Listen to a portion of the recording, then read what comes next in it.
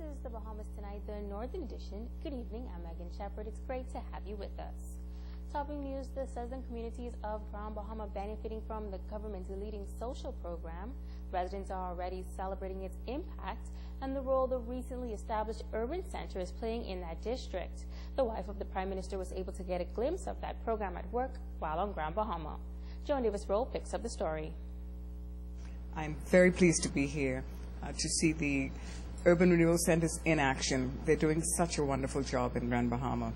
And if you look at this place, you'll see that it's just not a building. It's a place that's full of love, full of dedicated and hardworking employees, and I'm really pleased. She speaks with passion and conviction. Wife of the Prime Minister Bernadette Christie, with high praises for a program that continues to meet the needs of countless of persons, some of whom live in socially challenged areas of Grand Bahama. Areas where the struggle to survive is real. But she is not alone. Mrs. Christie, while on Grand Bahama, saw firsthand the positive impact urban renewal is having. Joined by longtime residents and community leaders Sandra Moore, Isabel Newton, and Regina Curtis, these women are a part of a group of leading citizens fully endorsing the urban renewal project in Lewis Yard. They, along with Deputy Director Michelle Reckley, are calling it the social glue that has brought residents in the Southern District from Pindus Point to Mactown together. It has no label on it. We're just dealing with human beings, people, God's creation, God's special beings. And so it's a joy to just to be and fellowship and do what has to be done in the community. Because you might know somebody, I know somebody, but we all come together, working together for the good building of the community and the furtherance of God's kingdom here on earth. That's what it's all about. Mrs. Reckley is Deputy Director. I'm just happy for her. I'm just happy for the boldness and, you know, that she go ahead and do the work in the various communities. Because some places, individuals in our own community know what's happening in these outlying settlements and in the side tracks road and so, but she's been able to go there, and I give God the glory for her. I am so happy that they bring this urban renewal inside our community and bring everybody together. Politics, take it out. But we must come together as one and love one another. All I could talk about love. It is very good because at times when I consider to myself that it looked like we were going backward, you know, instead of trying to come forward. And urban renewal bringing this system back together, and thank God for that. Every day of our lives, we continue to build stronger communities. And how best do we do that other than to transform lives of persons, the indigents, person in need? And we're here to extend a hand wherever.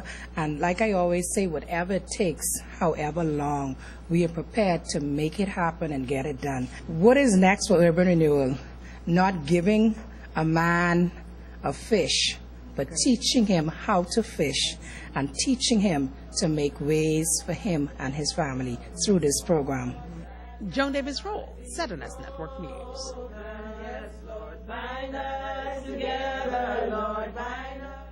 Another group of young Bahamians are now better equipped to acquire jobs in the island's industrial park.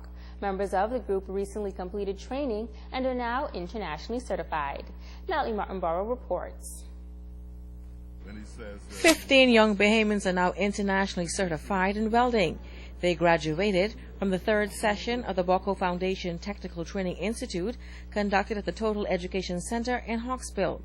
Minister for Grand Bahama, the Honorable Dr. Michael Dovell, giving his support to the program, telling graduates that they will no longer be on the outside looking in, but are now able to capitalize on the opportunities to become available in the industrial sector. You will have the opportunity to demonstrate your creative talents, your gifts, your abilities, your integrity, your work ethic, which is so important. Our industrial sector apprenticeship programs must be developed throughout Grand Bahama, with all groups capitalizing to assure that our graduates are able now to go into apprenticeship programs to master their skills from their certification. I would like to encourage all companies and industrial sector partners on the island of Grand Bahama that this is an opportune time for you to capitalize on our dream, to embrace and to empower our young people to gain what is truly necessary for them to get the best that this country has to offer.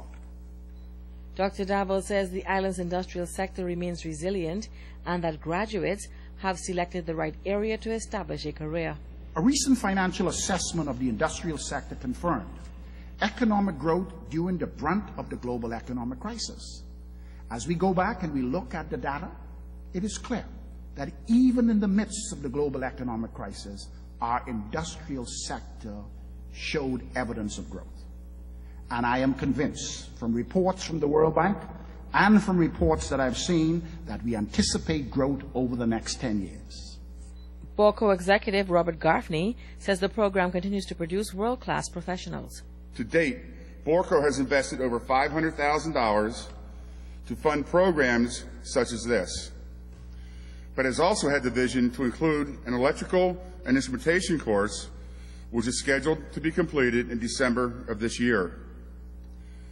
We are also in the preliminary planning stages in developing a number of other courses that will better facilitate various needs in industry such as diesel mechanics, pipe, plate, and fabrication fitters, instrument technology, and machinists. Natalie Martinborough, ZNS Network News. Now, police are still looking for help in locating the men involved in that shooting incident at a local fast food chain early yesterday morning.